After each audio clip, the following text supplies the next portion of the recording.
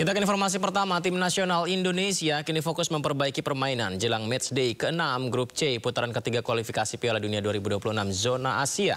Dalam latihan kali ini pemirsa, Kevin Dix belum bisa bergabung karena masih melakoni pemeriksaan medis.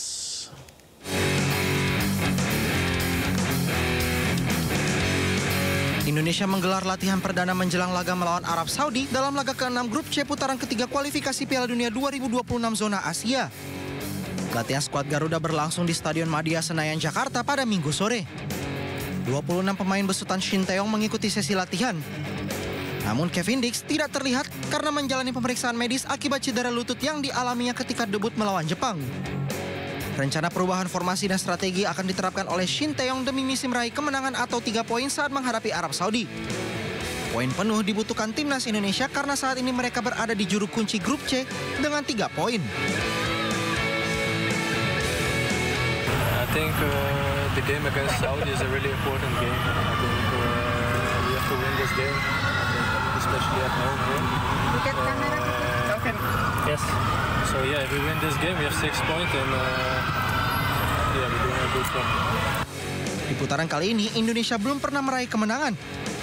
J.Itzes dan kawan-kawan meraih 3 kali seri dan 2 kali kalah saat melawan Cina dan Jepang.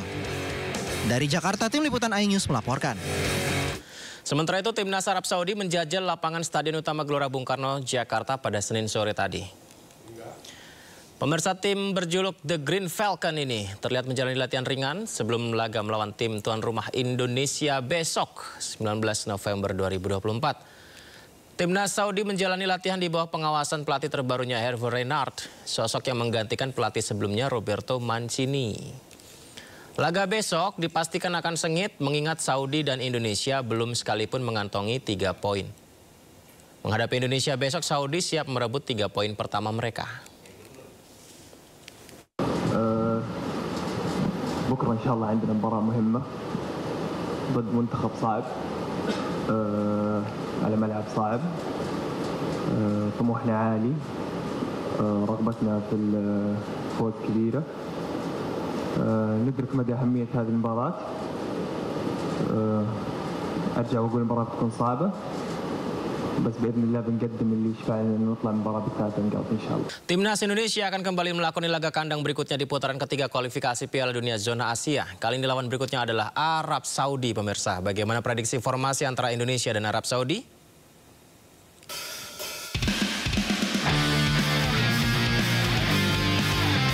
Saat laga melawan Australia, Arab Saudi menurunkan formasi yang diprediksi akan kembali digunakan lawan Indonesia, yakni 4-1-4-1. Kiper Al-Kasar, di belakang ada Al-Sahrani, Bulaihi, Tambakti, Abdul Hamid. Satu pemain di tengah ada Al-Hamdi, yang akan membantu pergerakan Al-Buraikan, Dausari, Al-Juwair, Al-Sahafi. Serta di lini depan ada Al-Sehri. Sementara jika melihat formasi yang digunakan Shin Tae-yong selama ini, Indonesia diprediksi menggunakan formasi 3-4-3. Kiper Martin Pas, belakang ada Rizky Ridho, J.Itzes, Justin Hubner. Sementara Kevin Dix cedera. Kemudian di tengah Sandy Walsh, Kelvin Verdong, Ivar Jenner, Tom Hai. Di depan Yakob Sayuri, Ragnar Uratmangun, dan Rafael Strijk. Mungkinkah dengan formasi ini Indonesia bisa mengalahkan Arab Saudi? Maju terus Garuda. Ketua Umum PSSI Erick Thohir meninjau kesiapan Stadion Utama Gelora Bung Karno yang akan dipakai timnas Indonesia menjamu Arab Saudi di lanjutan kualifikasi Piala Dunia 2026 Selasa besok, pemirsa.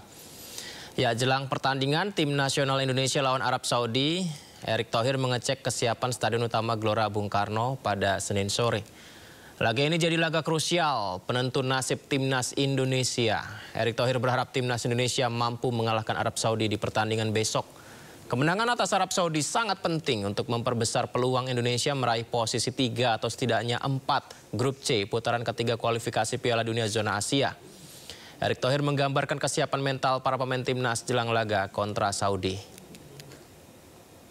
Bapak Presiden, Pak Wapres kemarin juga datang. Kemarin 14 menteri, 19 wakil menteri yang datang. Jadi animonya luar biasa. Saya mengucapkan terima kasih juga dukungan pemerintah gitu. Tetapi yang tidak kalah pentingnya bagaimana supporter bisa punya kenikmatan, kenyamanan sendirilah. Pak, koreografer supporter kemarin dipuji banyak pihak di luar negeri. Ya pasti. Ya kalau luar muji ya kita pasti termehek-mehek lah ya.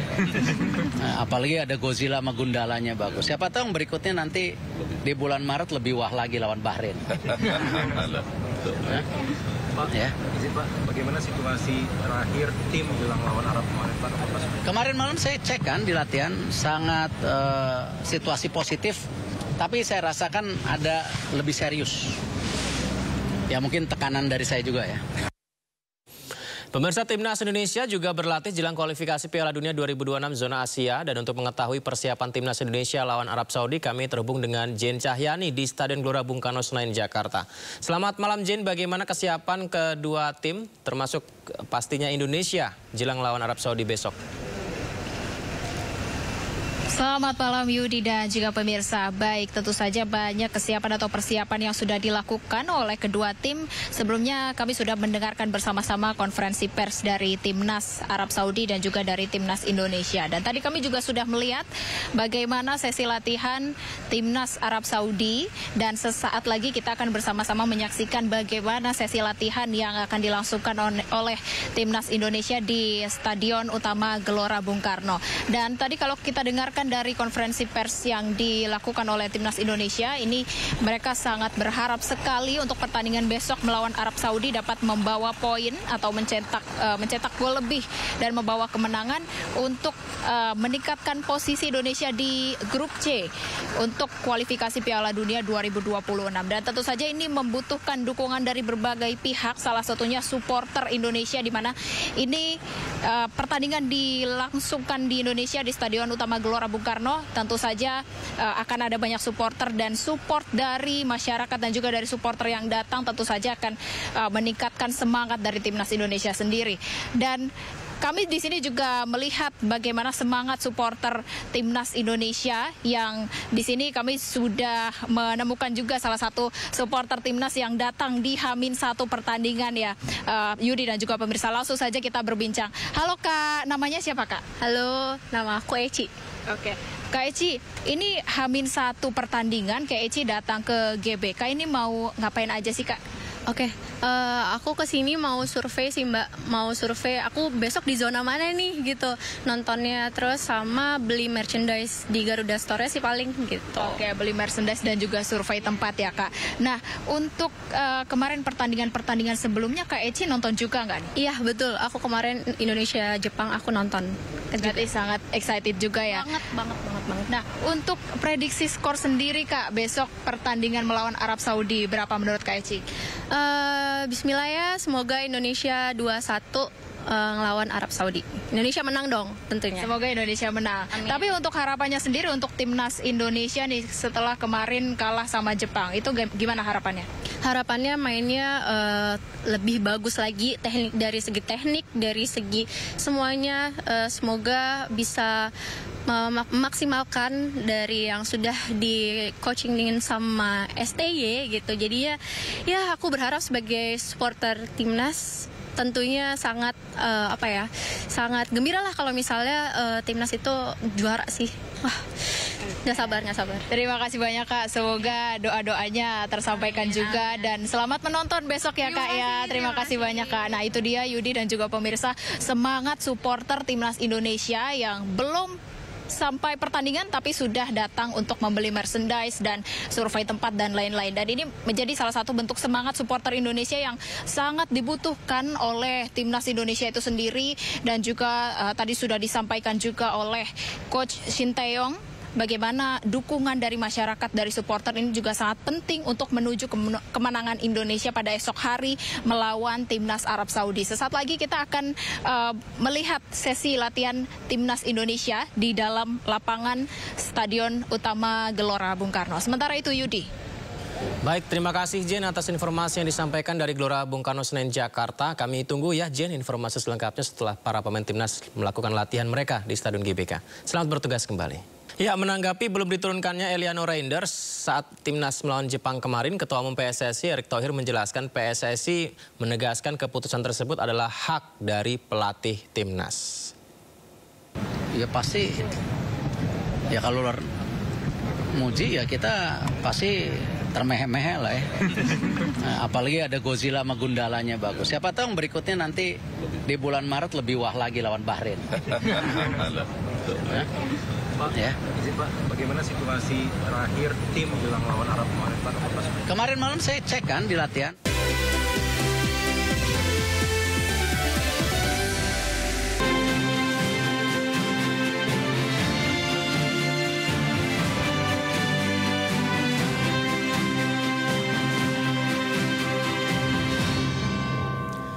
Pemirsa, debat terakhir 3 pasangan calon gubernur wakil gubernur DKI Jakarta selesai digelar Minggu malam kemarin, di mana dalam debat tersebut Cagup Jakarta nomor urut 3 Pramono Anung mempertanyakan wacana Ridwan Kamil yang akan memindahkan balai kota dari Jakarta Pusat ke Jakarta Utara. Hal ini lantaran wacana pemindahan ibu kota Jawa Barat dari Bandung ke Tegalega tidak kunjung terrealisasi. Satu sempat menyampaikan bahwa sebagai gubernur Jawa Barat akan memindahkan pusat pemerintahan dari Gedung Sate di Bandung ke Tegal Luar, tapi tidak jadi. Kemudian baru-baru ini Kang Emil juga bilang, atau pasangan nomor 1 menyampaikan bahwa akan memindahkan balai kota dari Jakarta Pusat ke Jakarta Utara. Untuk itu kami ingin menanyakan apakah ini memang serius untuk mau dipindahkan, karena IKN kan Jakarta bukan ibu kota lagi. Di pusat pemerintahan balai kota banyak sekali gedung-gedung yang akan menjadi kewenangan pemerintah Jakarta. Untuk itu apakah perlu dipindahkan? Apakah ini juga bagian dari imajinasi yang dihadirkan oleh pasangan nomor 1? Di Jawa Barat, Bandungnya udah jadi kota wisata. Bercampur-campur dengan kota pemerintahan. Kemacetan di mana-mana. Tentara-tentara di Bandung itu rumahnya jauh, Mas. Karena dulu memang pusat militer dari zaman kolonial. Sehingga ibu kota Jawa Barat memang tidak cocok untuk ada pusat pemerintahan lagi, maka ada wacana itu. Jakarta juga sama. Kalau tadi ada yang tertawa urusan imajinasi, lah IKN itu datang dari imajinasi. Lah sekarang kalau Jakarta mau mengurangi macet, selain perluasan transportasi publik, mari benerin tata ruangnya.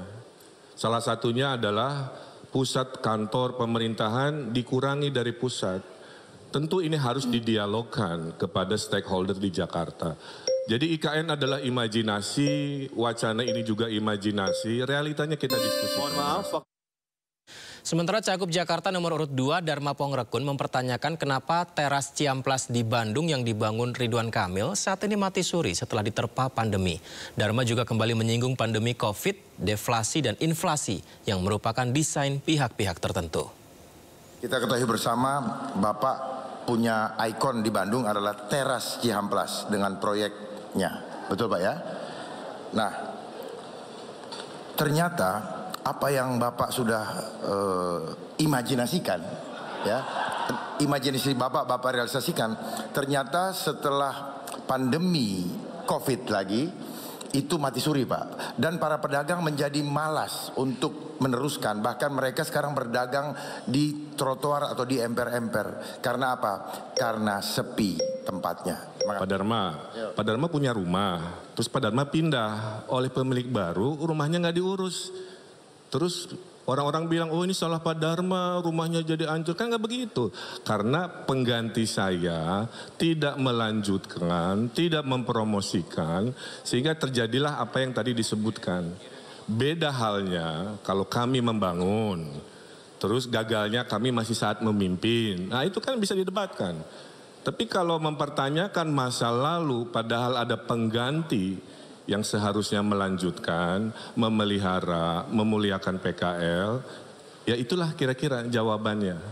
Waktu Bapak jadi wali kota, COVID belum ada Pak. Pandemi itu terjadi awal tahun 2020. Sebenarnya COVID ini tidak perlu terjadi kalau kita berani menyampaikan kepada pimpinan. Karena COVID inilah yang selama ini saya perjuangkan untuk menolak pandemi lagi. Karena saya tahu semua persoalan inflasi yang terjadi di bangsa ini by design, Pak. Adanya deflasi, terjadi inflasi. Adanya barang-barang import membanjiri, akhirnya apa? Produsen lokal tidak mampu lagi, pajak tinggi. Pemirsa, untuk membahas lebih lanjut terkait jalannya debat terakhir calon gubernur dan calon wakil gubernur Jakarta, kami telah terhubung melalui sambungan Zoom dengan juru bicara RK Suswono, Alia Laksono, juru bicara Darmakun, Siti Fadila Supari, juru bicara Pramono Rano, Iwan Tarigan, dan pengamat politik Adi Prayitno. Saya sapa semuanya, Assalamualaikum, selamat malam narasumber saya, apa kabar semuanya? Selamat malam, Mas. Selamat malam. Semoga sehat selalu semuanya. Terima kasih sudah bergabung di Sindo Prime. Saya pertama ke Kak Alia Laksono terlebih dahulu. Kak Alia, bagaimana melihat penampilan Ridwan Kamil Suswono di debat pamungkas kemarin? Apakah puas? Pak Ridwan Kamil kan sudah sangat berpengalaman mengikuti debat-debat pilkada sebelumnya. Ini jadi bukan performance pertama kalinya, dan dia selalu menyampaikan visi misi dan jawaban dengan secara kalem, emosinya dikontrol, message-nya gampang untuk dipahami, sangat rileks, sangat santai. Jadi overall mencitrakan gaya pemimpin yang kita butuhkan di Jakarta. Baik, kemudian bagaimana Ibu Siti Fadila, adakah evaluasi atau sudah memuaskan penampilan debat dari pasangan Darmakun, Bu Siti? Iya, menurut saya memang Darmakun itu mempunyai misi khusus ya untuk mengatakan sesuatu yang selama ini sangat sulit dimengerti oleh banyak masyarakat. Padahal itu suatu hal yang sangat penting untuk masyarakat banyak, untuk perekonomian rakyat ini. Jadi sebetulnya dia akan menyampaikan sesuatu, dan apa yang disampaikan dia itu sebetulnya sangat valid.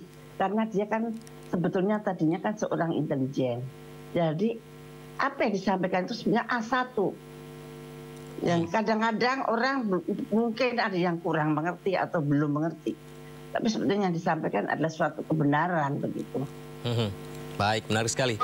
Bagaimana kemudian Bang Iwan Tarigan, penampilan Pramono Rano di debat pamungkas kemarin? Bang Iwan? Ya, penampilan Mas Pram dan Bang atau Bang Rano Karno itu sangat baik ya, sangat optimal lah. Karena memang beliau yang jelas-jelas sangat dibutuhkan oleh masyarakat Jakarta saat ini. Apa yang disampaikannya memang kebutuhan masyarakat yang urgent diinginkan oleh masyarakat Jakarta. Ya, jadi langsung mengena kepada masyarakat. Ya, karena bagaimana juga kota terbaik di Indonesia ini adalah kota Jakarta, apapun ada. Jadi tidak perlu menambah yang, apalagi Jakarta, ibu kota akan dipindah ya. Jadi tinggal ditata, gedung-gedung banyak ya. Jadi ini tinggal ditata ya, apalagi nanti kantor-kantor pusat pemerintahan itu kan banyak sekali pindah ke IKN. Sehingga banyak kantor kosong di Jakarta itu tinggal ditata, sehingga yang urgent-urgent ya seperti air bersih, banjir ya, itu yang harus ditata, dan transportasi umum ya. Kemudian bagaimana supaya ini ditata lebih baik, dan itu yang masyarakat langsung ingin merasakannya, begitu Mas. Baik, menarik sekali. Kita langsung ke konteksnya nih. Kak Alia Laksono, Ridwan Kamil. Tapi sebelumnya Bang Adi Prayitno juga sudah bergabung ya. Terima kasih Mas Adi Prayitno sudah bergabung. Saya ke Kak Alia terlebih dahulu. Berikutnya, Ridwan Kamil menyebut bahwa Ahok adalah gubernur yang paling banyak melakukan penggusuran di Jakarta. Ini disampaikan di debat kemarin. Lantas apakah Ridwan Kamil ini, Kak Alia, bisa menjamin jika terpilih menjadi gubernur maka Ridwan Kamil tidak akan melakukan penggusuran? Lantas apa solusinya, Kak? Paslon Ridho itu mengedepankan nilai-nilai humanisme dan berkeadilan dalam pembangunan kota Jakarta ya. Jadi pun kalau harus menggus interaktif bersama warga dan pemerintah dari tingkat kecamatan dan kelurahan, RT, RW. Jadi kita akan melibatkan warga dalam setiap tahap proses pembangunan kota Jakarta. Dan intinya pun kalau ada penggusuran, ini fungsinya untuk memperbanyak hunian layak dan tinggal yang berani dan transportasi publik. Jadi apapun keputusan yang dibuat oleh Paslon Ridho itu ada fungsinya untuk memperbaiki kehidupan warga dan meningkatkan kesejahteraan. Apakah maksud dengan mengatakan bahwa Ahok termasuk yang galak soal penggusuran ini salah satunya adalah menyudutkan dari pihak 03 karena diusung dari partai yang sama dari Pak Ahok?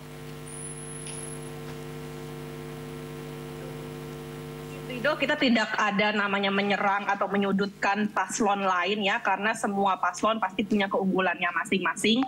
Tetapi memang karakternya Pak Ahok kan identik, memang agak sedikit keras dan itu kan ya ada pro dan konnya tentunya ya. Tetapi ini kita fokus di program-program yang ditawarkan oleh Paslon Ridho, yaitu memperbanyak hunian layak untuk warga yang terintegrasi biar warga juga berkurang, nggak harus terlalu sering commute to and from work, bisa live, work, play di satu tempat, ngurangin macet, ngurangin polusi, dan meningkatkan produktivitas. Ada yang menarik juga ya, Bang Iwan. Ini Pramono Anung mempertanyakan wacana Ridwan Kamil yang akan memindahkan balai kota dari Jakarta Pusat ke Jakarta Utara. Lantaran wacana pemindahan ibu kota Jawa Barat dari Bandung ke Tegaluar tidak terrealisasi sampai sekarang. Ini apakah pendapat ini mengenai wacana tersebut seperti apa sebenarnya yang diinginkan dari pihak Pramono, pertanyaannya? Karena tentu saja tidak akan efektif jika balai kota dipindah. Apakah arahnya ke situ? Iya Mas, jadi kalau kita lihat apa yang dilakukan Mas RK, ya, jadi banyak janji-janjinya itu yang sebenarnya kalau untuk Jakarta itu orang Jakarta sudah nggak terima hal seperti itu. Apalagi kemarin kita dengar beliau mengatakan membangun Disneyland di Cikarang juga tidak terrealisasi. Kemudian ini memindahkan ke Jakarta Utara, ya. Itu memang sangat tidak tepat, ya, apalagi nanti ini adalah kota bisnis ya di tengah kota, dan untuk Pemda DKI itu kan tidak sebesar juga dengan karyawan-karyawan pemerintahan pusat lainnya di Jakarta. Jadi sangat tidak tepat dan tidak urgensi lah.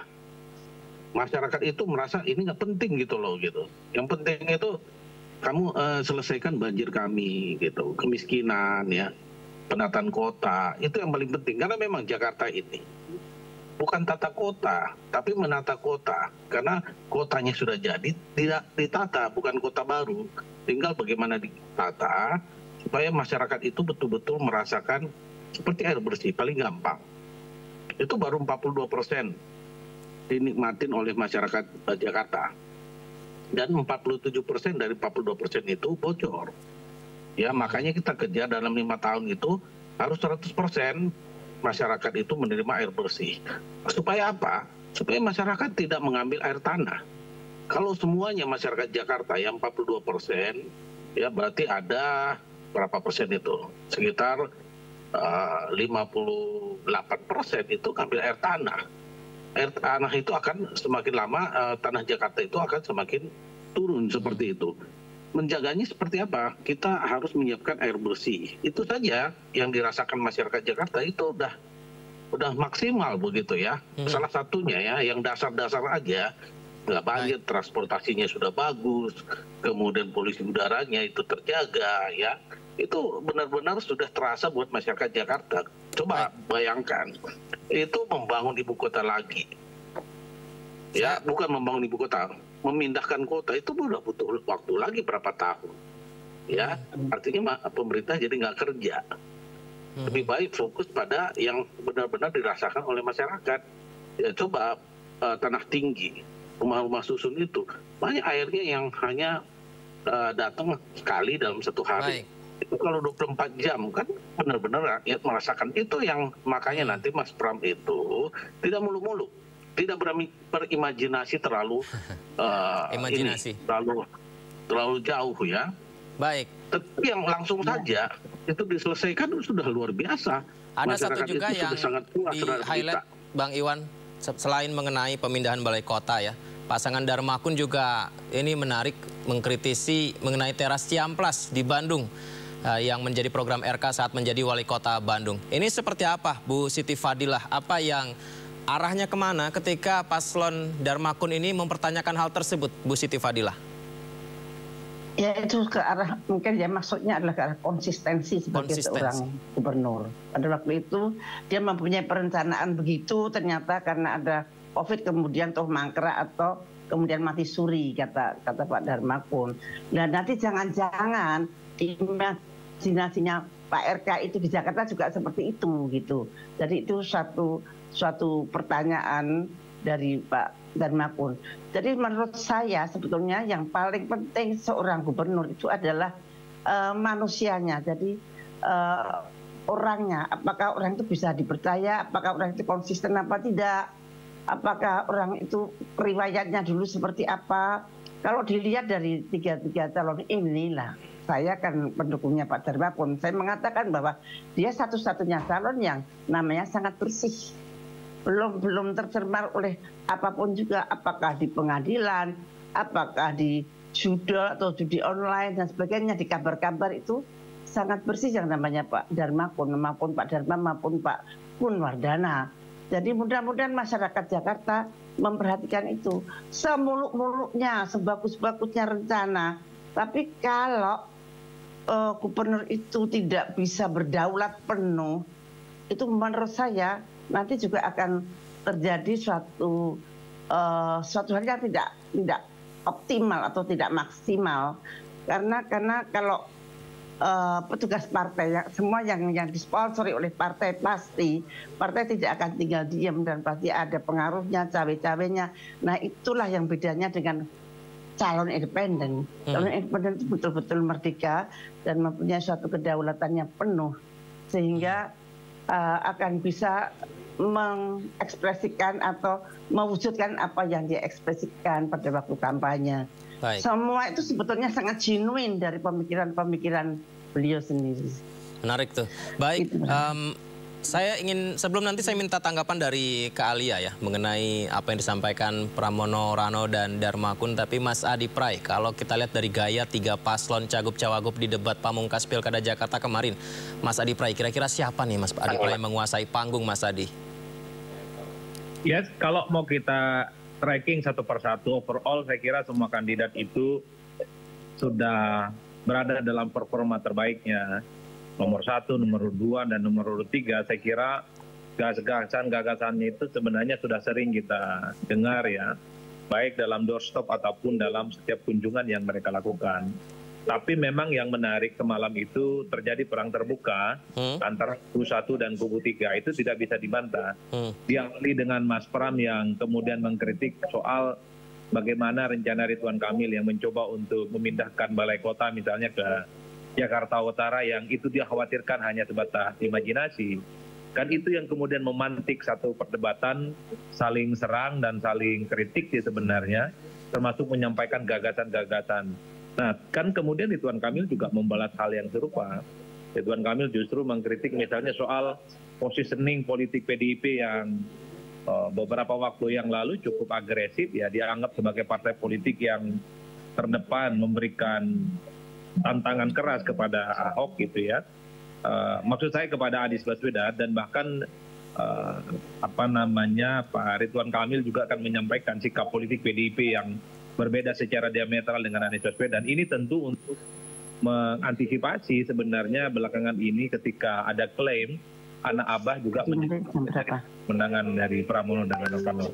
Jadi itu yang sebenarnya semalam menurut saya ada sesuatu yang menarik diperdebatkan ya, karena overall di luar itu pembicaraan yang sifatnya substantif misalnya soal banjir, tentang giant seawall, terkait dengan bagaimana misalnya mengatasi tentang banjir, itu saya kira semua paslon itu hampir sama. Kalau Pak Dharma Pangrekun itu saya kira sejak awal sampai akhir memang konsisten, apapun persoalan dan problemnya memang harus kembali kepada adab yang harus dimiliki oleh bangsa ini dan adab yang dimiliki oleh gubernur dan wakil gubernur terpilih. Saya kira di situ Mas catatan-catatan saya dalam Pilgub Jakarta semalam ya. Baik, Kak Alia, serangan yang ditujukan kepada Ridwan Kamil dalam debat pamungkas salah satunya adalah pada saat menjadi wali kota Bandung ya. Baik pemindahan balai kota atau soal teras Ciamplas ini seperti apa, dan juga akhirnya muncul seperti yang Mas Adi bilang tadi, tanda kutip imajinasi. Apakah itu sempat menyinggung Pak Ridwan Kamil sehingga sedikit agresif dalam debat pamungkas malam? Dijawab sesaat lagi Kak Alia dan semuanya narasumber saya. Kita jeda terlebih dahulu di Sindo Prime. Tetap bersama kami pemirsa.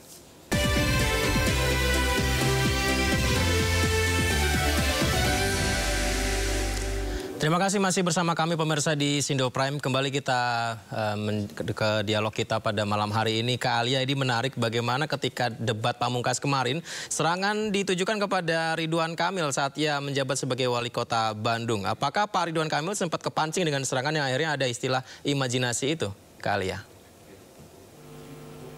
Pak Ridwan Kamil itu sosok yang cukup dewasa dan memiliki emotional control dan emotional intelligence yang cukup tinggi, to the point where dia nggak akan mudah kepancing emosi sampai yang mempermalukan dirinya sendiri lah, nggak mungkin seperti itu. Dan beliau juga sangat experience di bidang ini dan sebagai kepala daerah, jadi ya nggak mungkin kepancing emosi semudah itu. Kalau misalnya ada sedikit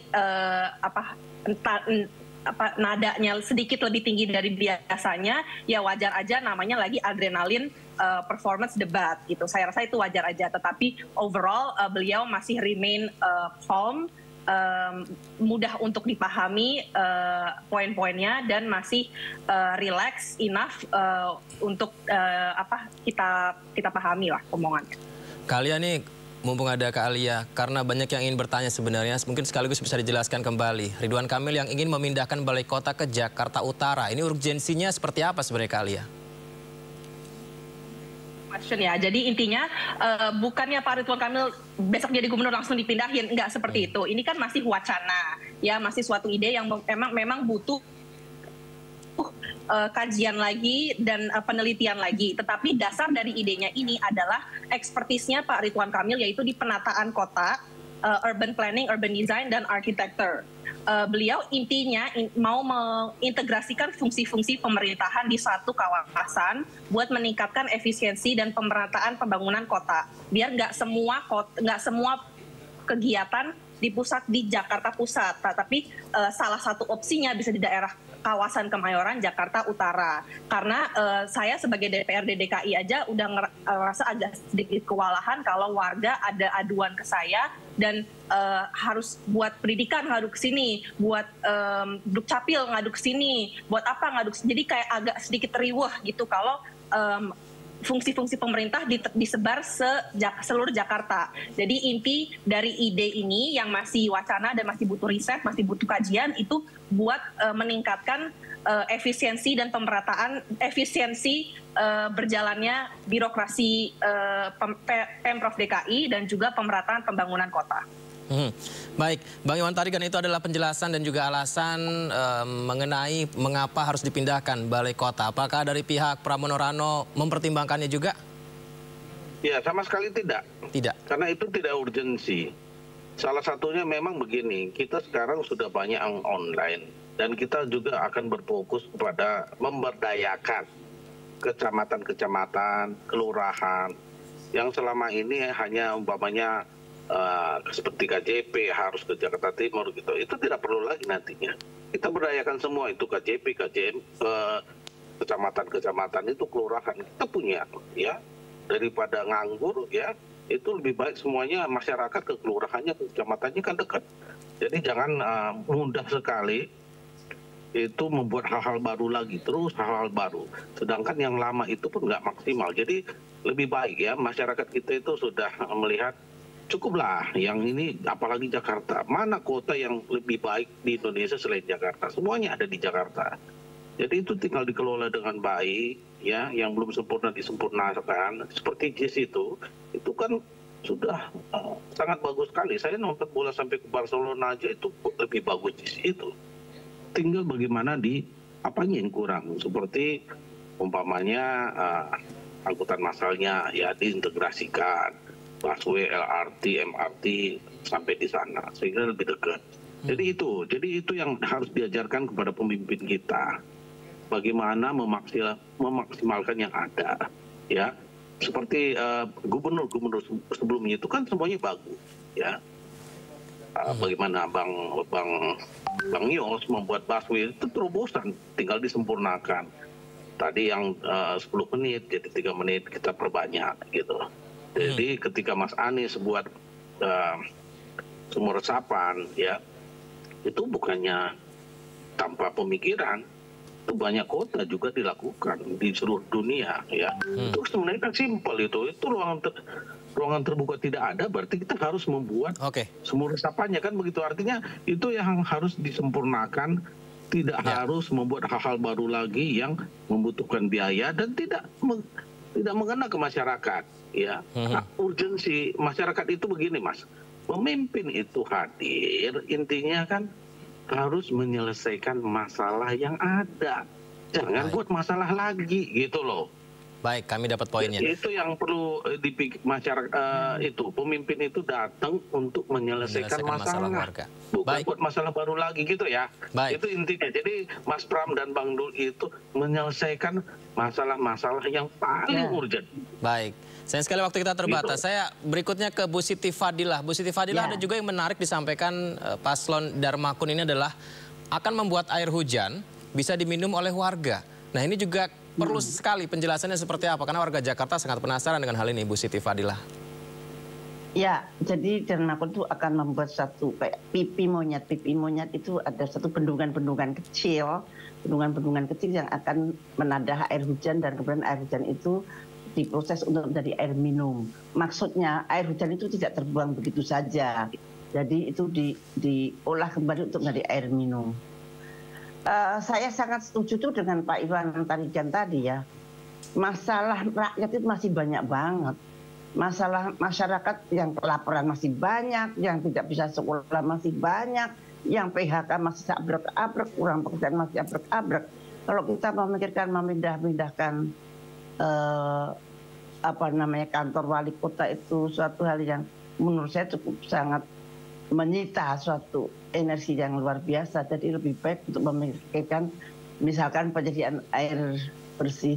Kita akan menyediakan mandiri air. Jadi selain dengan waduk-waduk kecil, itu kami juga akan menetralisasi maupun menaturalisasi sungai-sungai.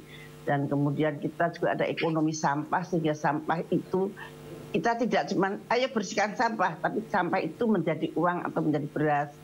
Jadi masyarakat itu akan berpikir berbeda untuk melihat sampah itu. Jadi kemudian kalau perlu banget untuk memindahkan banjir, nah itu juga bisa memindahkan awan dengan suatu terobosan teknologi yang dipunyai oleh Pak Kunwardana khusus. Jadi kita mandiri air itu merupakan suatu yang diusahakan oleh Pak Darmakun. Jadi kita harus mandiri pangan, sandang, papan, air, dan energi. Nah itu harus mandiri. Nah itu yang diusahakan oleh Darmakun. Baik. Menarik sekali ini perbincangan yang sebenarnya bisa panjang sekali kita bahas ya, tapi sayang waktu terbatas. Mas Adi, apakah setelah debat pamungkas kemarin nih Mas Adi, ini membuat warga Jakarta akhirnya sudah bisa menentukan, mengerucutkan pilihannya dari kesimpulan yang didapat dari penampilan 3 paslon semalam, Mas Adi? Ya, saya kira memang kalau kita punya data survei, warga Jakarta itu sebenarnya ada sekitar 30% yang akan menentukan pilihan politiknya. Pertama ya, setelah masa kampanye berakhir dan sehari 2 hari jelang pencoblosan. Jadi wajar kalau kemudian setelah debat kandidat yang ketiga ini sebenarnya semakin mengerucutkan bagaimana pemilih di Jakarta ini semakin memantapkan pilihan politiknya untuk datang ke TPS, tentu terkait dengan selera politik masing-masing. Oleh karena itu, bagi saya debat kandidat semalam itu menjadi guidance sebenarnya bagaimana mengonsolidasi pemilih-pemilih yang selama ini sebenarnya masih bingung, pemilih-pemilih yang belum menentukan pilihan politiknya. Tapi di atas segala-galanya tentu saja selain debat, maka para paslon ini wajib hukumnya memaksimalkan waktu yang tersisa ini untuk melakukan kerja-kerja politik ke bawah, door-to-door campaign, direct selling, meyakinkan pemilih di Jakarta. Karena kalau sekali lagi berdasarkan data survei yang kita punya, warga Jakarta itu dia menentukan pilihan politiknya itu di last minute. 3 hari, 2 hari, dan sehari sebelum pencoblosan. Sentuhan akhir ini sebenarnya akan menjadi kunci segala-galanya dari sepanjang kampanye politik yang sudah dilakukan selama 2 bulan. Jadi saya kira di situ, Mas, catatan saya dalam debat dan kerja-kerja politik yang ada di Pilkada Jakarta. Baik, menarik sekali. Semoga saja nanti saya juga masih ada kesempatan untuk memperdalam lagi pembicaraan bersama dengan Kak Alia Laksono, Ibu Siti Fadila, Bang Iwan Tarigan, dan Mas Adi Prayitno. Terima kasih banyak sudah bergabung di Dialog Indo Prime. Sehat selalu, selamat malam, assalamualaikum. Waalaikumsalam. Pemirsa, calon gubernur Jakarta nomor urut 1, Ridwan Kamil menyambangi warga Tanah Merah, Jakarta Utara dan berjanji menjadikan lahan kosong untuk taman bermain dan fasilitas olahraga. Dalam kesempatan lain, RK juga mendapatkan dukungan dalam pencalonannya sebagai gubernur Jakarta dari Barisan Islam Moderat di Penjaringan, Jakarta Utara.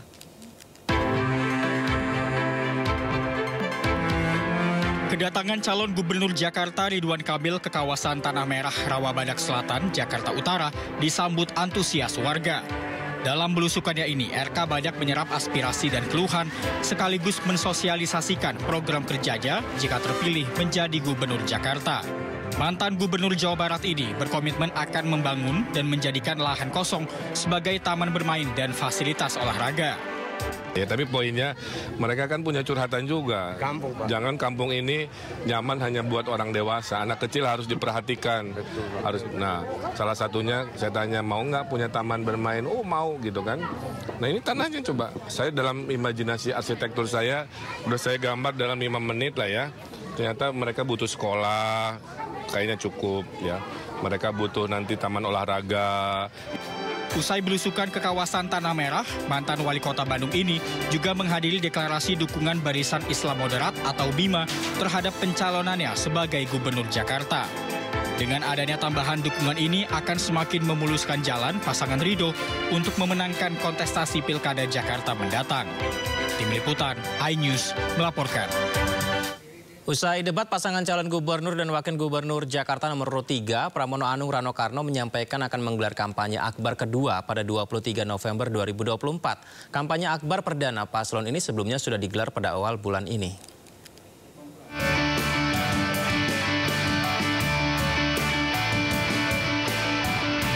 Kampanye akbar kedua pasangan Pramono Rano akan digelar di Stadion Madia Kompleks Gelora Bung Karno pada Sabtu 23 November 2023. Agenda ini disampaikan Pramono Anung usai debat pamungkas yang digelar Minggu malam. Pasangan calon gubernur dan wakil gubernur nomor urut 3 ini juga menyampaikan terima kasih atas dukungan anak Abah dan Ahokers kepada keduanya. Tapi yang jelas saya hari ini bersyukur anak Abah dan Ahoker bersatu memberikan dukungan yang luar biasa bagi saya dan Bang Dul, dan ini menjadi energi yang luar biasa. Di belakang ini pasti ada anak Abah, ada juga Ahoker. Terima kasih. Saya tambahin, kalau Anda tanggal 23 tidak datang, Anda menyesal karena akan dihadiri tokoh-tokoh yang tidak pernah Anda duga. Terima kasih. Sebelumnya, paslon nomor urut 3 Pramono Rano sudah menggelar kampanye akbar perdana pada 3 November 2024 lalu. Kampanye akbar bertajuk Festival Menyala, Pram dan Rano hadir disambut riuh para pendukung.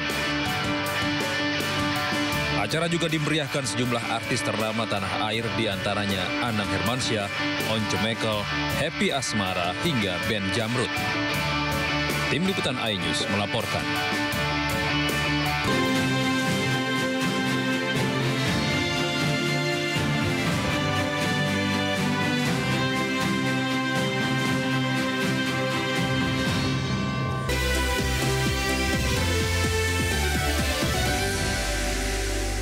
6 juru bicara kantor komunikasi Presiden hari ini dilantik oleh Kepala Kantor Komunikasi Kepresidenan. Mereka yang dilantik berlatar belakang politikus, pengamat politik hingga jurnalis. Pemirsa, 2 diantaranya adalah pengamat politik Ujang Komarudin dan mantan jubir lembaga CSIS Philips J. Vermonte. Ujang maupun Philips dan 4 lainnya dilantik oleh Kepala Kantor Komunikasi Kepresidenan Hasan Nasbi. Hasan sebelumnya dikenal sebagai sosok di balik lembaga survei Sirus Network. Cyrus Network, di mana pelantikan yang digelar di Gedung Krida Bakti ini juga menggelar pelantikan deputi, staf khusus, serta tenaga ahli kantor komunikasi kepresidenan. Siang tadi juga dilantik Kepala Sekretariat dan Kepala Bagian sebagai ASN di kantor kepresidenan. Ini kita melantik sekitar hampir 50 pejabat dan tenaga profesional di lingkungan kantor komunikasi kepresidenan. Ada 3 deputi, ada 6 tenaga ahli utama yang ditugaskan menjadi juru bicara kantor komunikasi kepresidenan, 12 tenaga ahli utama dan sisanya tenaga ahli media, tenaga ahli muda dan tenaga terampil. Nanti siang kita juga akan melantik kepala sekretariat dan kepala bagian yang akan bekerja sebagai ASN di kantor komunikasi kepresidenan. Jadi alhamdulillah setelah beberapa lama akhirnya kita berhasil merampungkan susunan organisasi, kemudian merekrut orang-orang yang akan menjadi tenaga profesional dan menjadi ASN yang akan menjadi kepala sekretariat di lingkungan kantor. Komisi 3 DPR menggelar uji kelayakan dan kepatutan atau fit and proper test calon pemimpin dan calon Dewan Pengawas KPK. Rangkaian uji kelayakan dimulai dengan pengambilan nomor urut Capim dan calon Dewas KPK. Pemirsa, pengambilan nomor urut dipimpin oleh Ketua Komisi 3 DPR Habibur Rahman. Setelah itu Habibur Rahman kemudian memanggil Capim dan calon Dewas KPK berdasarkan abjad nama mereka. Para Capim dan calon Dewas KPK kemudian mengambil amplop berisi nomor urut uji kelayakan. Capim KPK pertama yang uji kelayakan adalah Setio Budianto, sedangkan calon Dewas KPK pertama yang uji kelayakan Mirwazi. Ini kami memberikan waktu yang lebih lama terhadap masing-masing calon untuk menjalankan proses fit and proper. Kalau biasanya hanya 1 jam, ini 1,5 jam. Dengan harapan ya si calon akan lebih memiliki keleluasan waktu ya untuk menyampaikan visi, misi dan gagasannya terkait KPK ini. Ya, memang ini kali ini ya kami harus katakan Komisi 3 ini ya dilema. Dilemanya apa ya? Karena dari semua calon ini nyaris semuanya kualitasnya sama. Berintegritas, berkualitas, punya gagasan besar, punya track record bagus-bagus semua. Mengawali kunjungan kerja di Rio de Janeiro, Brazil, Presiden Prabowo Subianto melakukan pertemuan dengan Sekjen PBB Antonio Guterres. Dalam kesempatan ini Prabowo menyampaikan Indonesia siap mengirim pasukan perdamaian ke Palestina.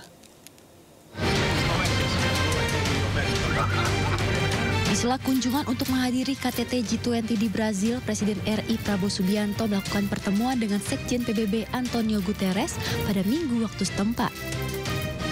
Prabowo menyambut langsung kedatangan Antonio dan berfoto bersama di depan bendera merah putih dan bendera PBB. Keduanya juga sempat menyapa para awak media yang meliput agenda pertemuan bilateral ini.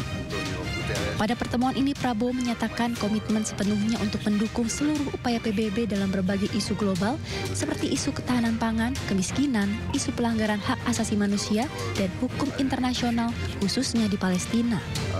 On record as saying that we will support peacekeeping forces in the event there's a possibility of